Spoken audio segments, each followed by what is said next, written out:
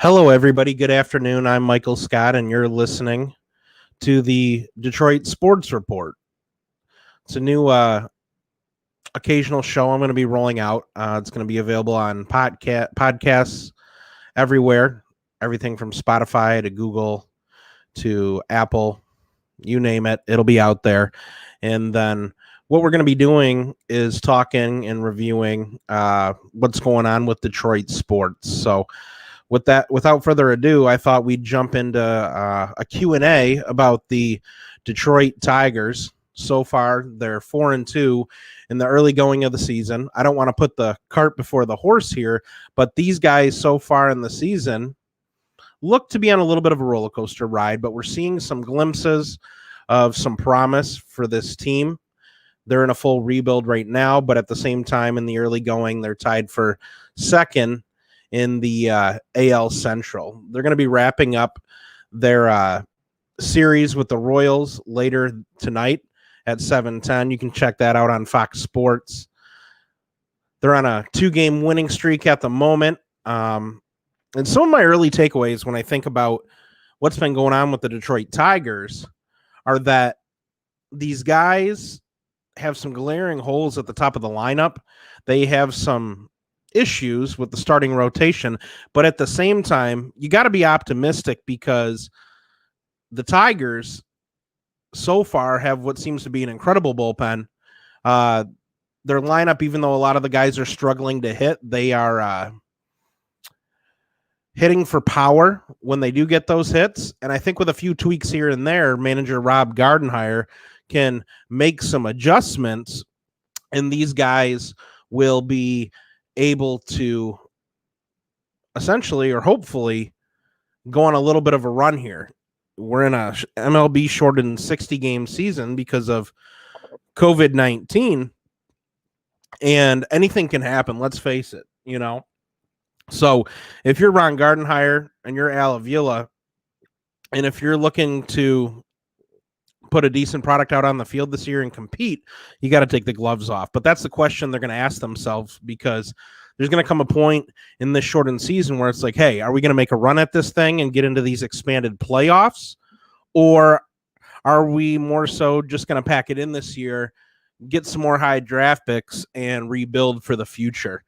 But I'm not at all disgusted by what I'm seeing in the early going. I'm actually seeing some things that, lead me to believe that this rebuild may accelerate a little bit sooner rather than later, because the Detroit Tigers, they got some nice pieces out there. One of the guys, that comes to mind right off the top of my head is Jacoby Jones. Now, Jones hit a tie-breaking solo home run in the 7th inning, and their bullpen came through last night for a 5-4 victory over the Kansas City Royals. Now, in the early going, Jacoby Jones is hitting .421, and he's got an on-base percentage of .450. So the guy's getting some hits. He's getting some home runs. He's getting on base. He leads the team with 3 home runs. He's got 6 RBIs, which is tied with free agent acquisition Jonathan Scope for the most on the team this season. And so there are some bright spots, and we're going to take a look at the batting lineup here in a little bit. But let's talk about the rest of the offense, because right now they're middle of the pack as far as scoring runs is concerned.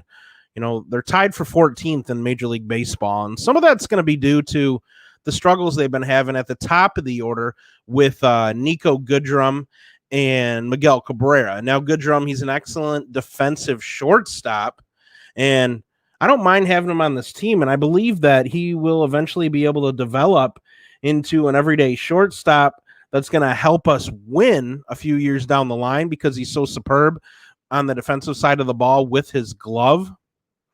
However, I don't know whether or not he's got the batting skills to remain at the top of the order in the years to come.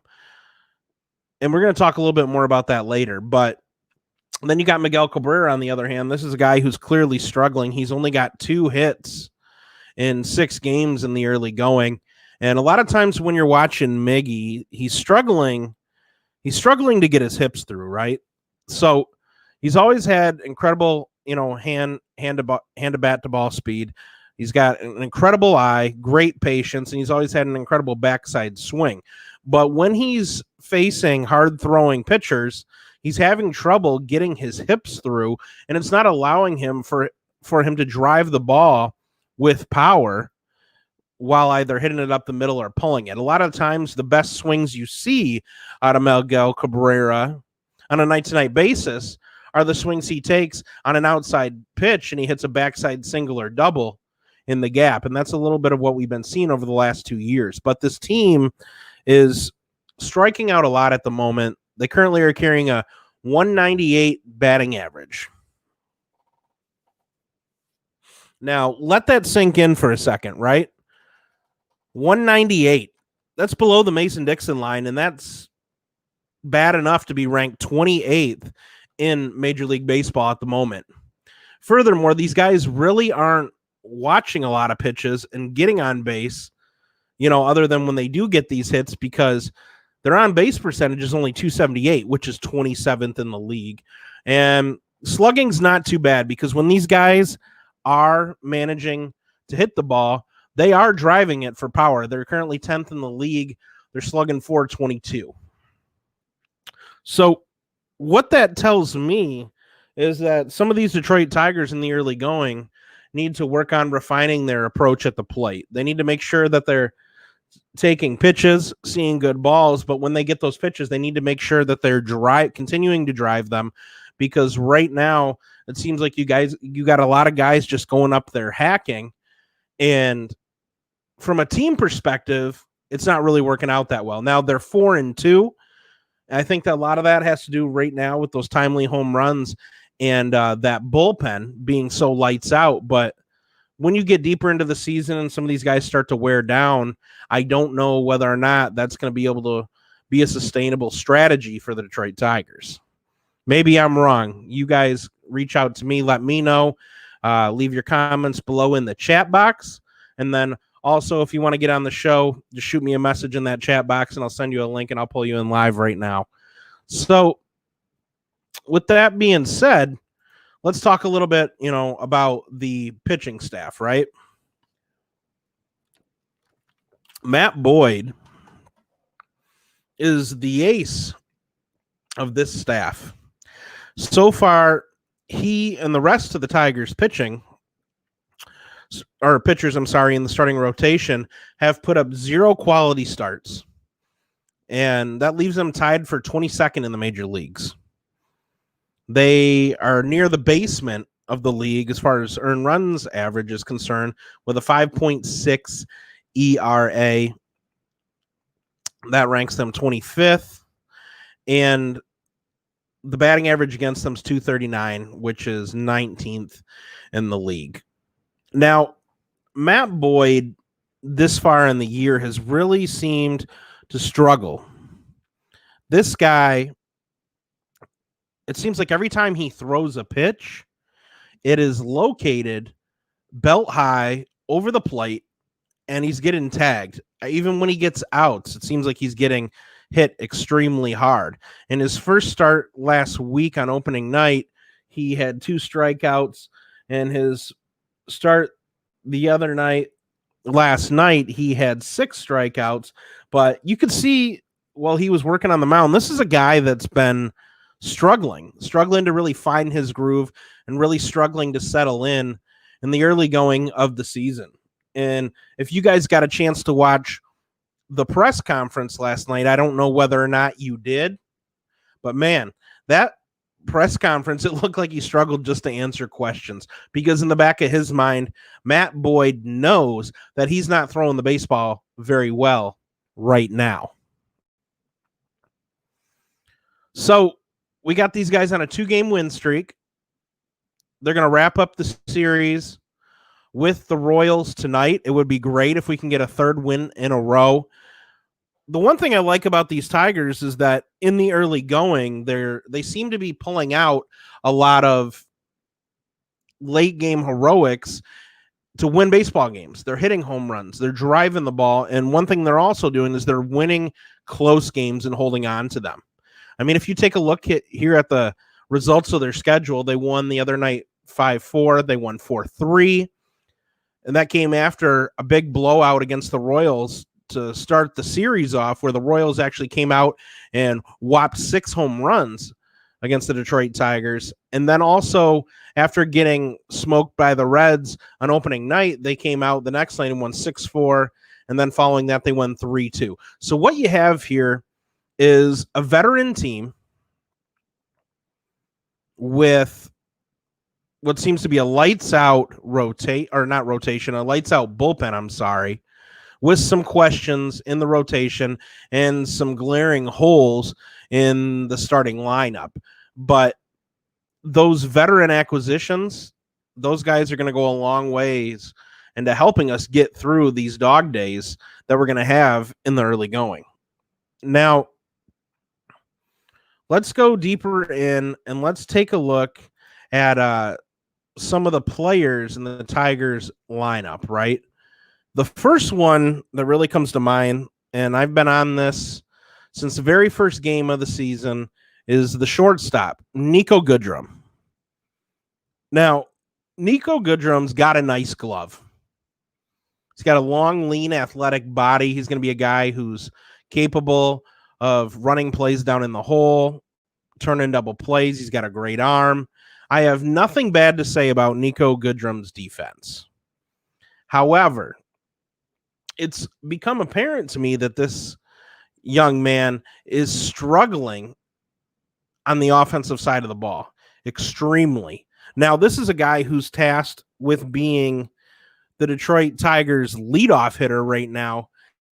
And I believe in the early going of the season, he's had about 10 strikeouts. I'm pretty sure he's already at double digits at this point. And the last time I checked, when you got a leadoff hitter, what you want out of that is a guy who's going to see a lot of pitches, a guy who's going to get on base. He's going to slap it around a little bit. And even in this modern Major League Baseball, perhaps drive the ball. Now, he doesn't seem to be doing any of that. Because right now, Nico Goodrum's got 1 home run and 2 RBIs. Okay, we're 6 games in. He's only batting .227, and he's getting on base at a .308 clip. And he's only walked 3 times, but then he's got 10 strikeouts to go along with 5 hits. So for me, in my opinion, what I'm thinking about Nico Goodrum is I like the player. I just don't know if he's got the bat to remain at the top of that lineup. It seems like Ron Gardenhire, he's an older, more traditional manager. He wants to let these guys work through some of their issues here in the early going. But at the same time, you got to think, we have a 60-game season. It's been shortened.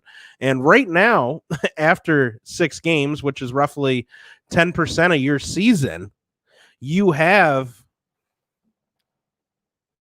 some things to deal with.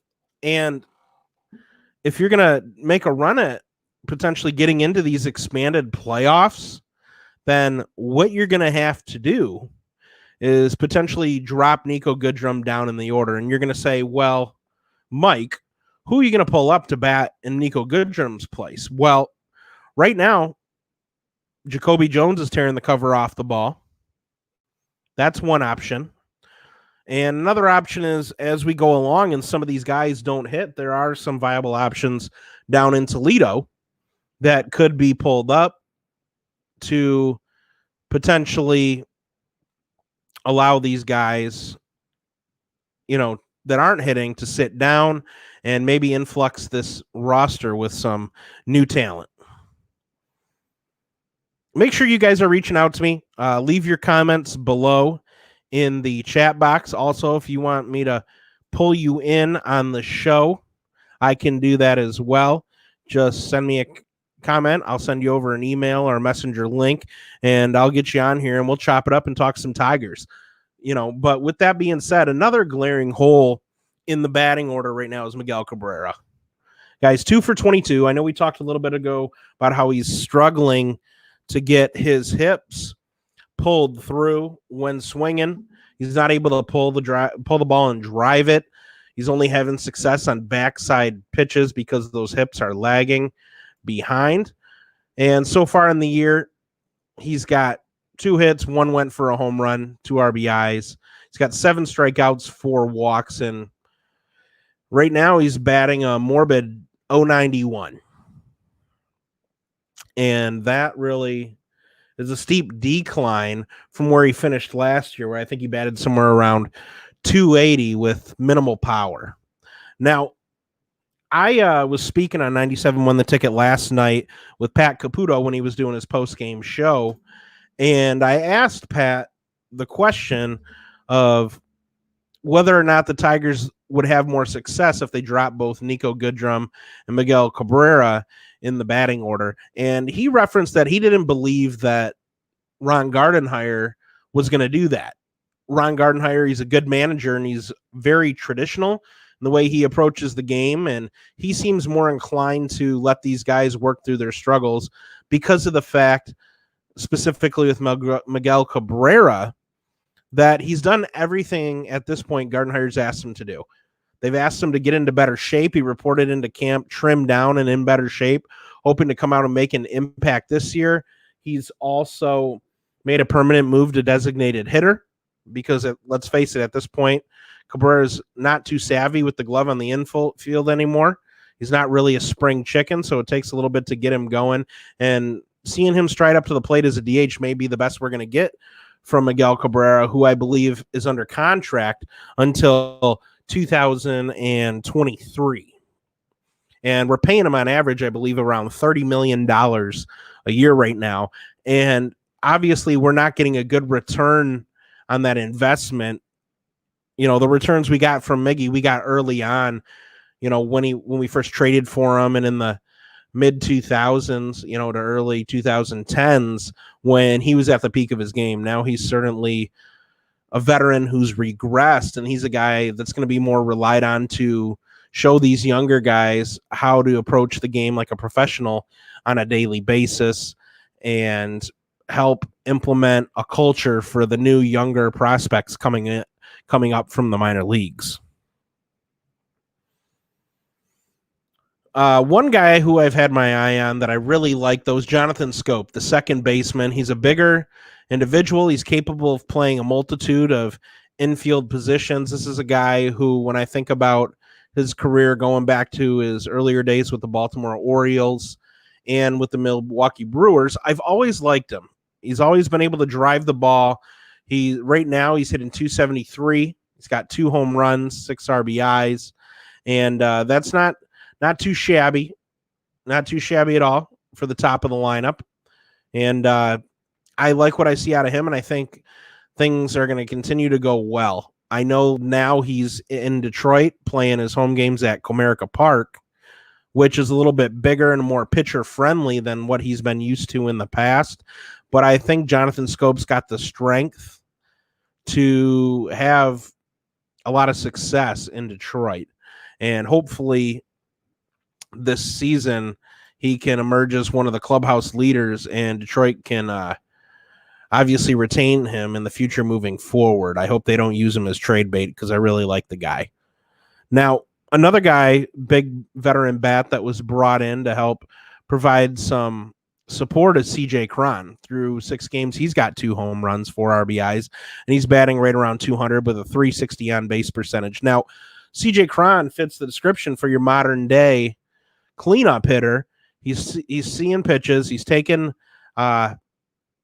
some bases on balls there, and he is also striking out 11 times while really, you know, putting the bat on the ball in a serious manner, driving the ball out of the park. I think we're going to continue seeing good things from him. And listen, we're 6 games in, guys, and I don't want to get carried away, but there's certain things that you notice watching these guys that are going to be something that's a reoccurring theme over the next 60 or so days. And really, when I think about the veterans that were picked up and brought in via free agency, like Schoop and like Kron and like Romine, they really take a professional approach to the game night in and night out.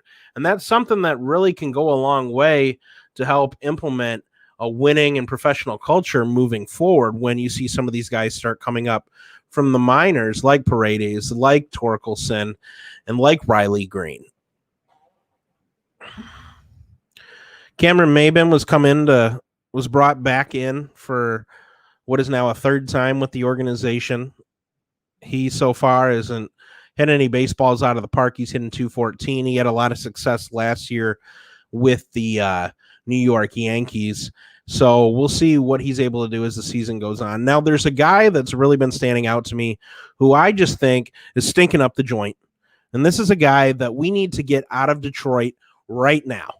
We need to get him out of here, send him to AAA, send him on a plane somewhere else in Major League Baseball. The trade deadline's still a few weeks away. Jeimer Candelario, ever since we brought him over from the Chicago Cubs, is a guy who's been fast-tracked to the major leagues, and really, he's a guy who's proven at this point that he can't hit major league pitching. And I think the experiment at this point is over. He might have a great profile as far as a potential major league hitter is concerned, but right now he's played 4 games. He has no hits. He's only been on base 2 times with 2 walks, and he's got 6 strikeouts. So he's striking out in nearly half his at-bats, and he can't get on base. For me, really, this is a guy that does not deserve to be in the major leagues, and there are certainly far better third basemen and infielders in the Tigers minor leagues than this guy. But hey, it's July 30th, and these Tigers are 4-2. They're second in the AL Central, and right now, if we were to go to the playoffs, they are in the mix. But let's talk about this pitching staff a little bit. We talked a little bit about Matt Boyd and the struggles he's been having. Some of the other Detroit Tigers starters, they seem like they're more so openers.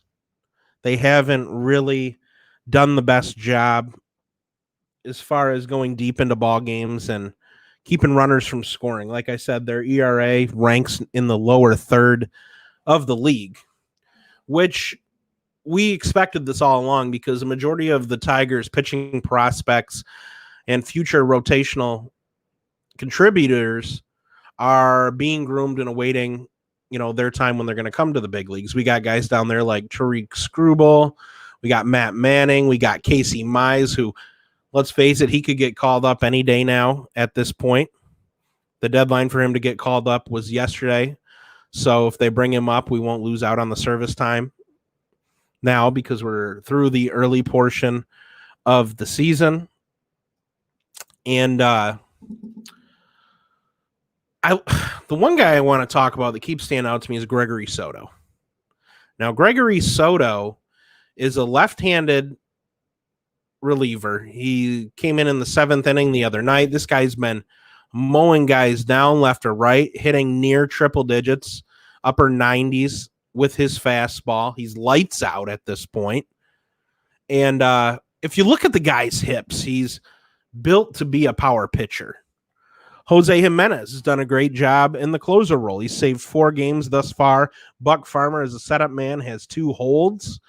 And I'm liking what I see out of the rotation. We could have used these guys back about 10, 15 years ago when we were making all those playoff runs, and Dombrowski could never seem to get anybody brought into town that was capable of holding a late lead for the Tigers.